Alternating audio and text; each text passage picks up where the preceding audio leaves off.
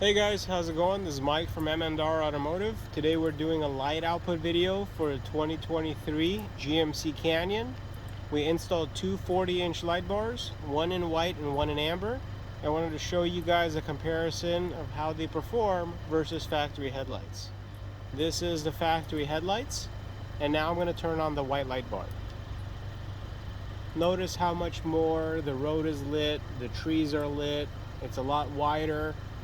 And also the depth and the distance of the light pattern itself. These are factory headlights, and this is the white light bar. Now I'm going to do a comparison with the amber light bar.